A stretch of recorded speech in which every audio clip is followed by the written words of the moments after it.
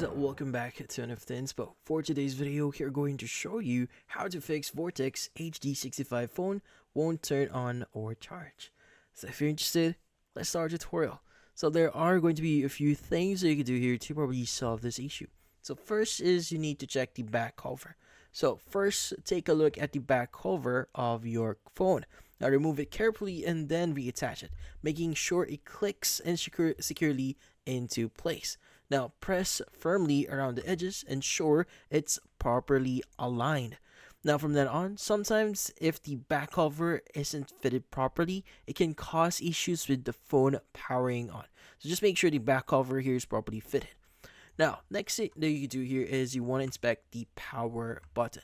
So the power button is usually at the sides here, so you want to go ahead and look at it. Now, you need to check the power button for any dirt or debris that might be interfering with its functionality. Now, use a soft microfiber cloth or any small brush here to clean around the button.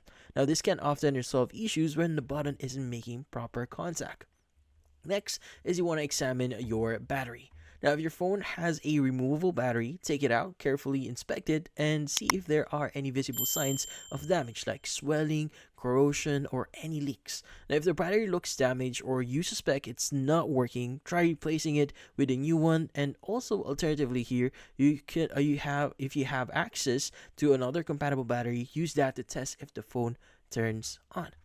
Next is you want to clean the charging port. Now you want to take a closer look on your charging port here on your phone. So dust and debris can build up over time, preventing proper charging. So use a small tool like a SIM ejector pin or a toothpick to gently remove any buildup. So be careful not to damage the port while doing this. Again, be careful, do not damage what inside, but then again, you need to clean it.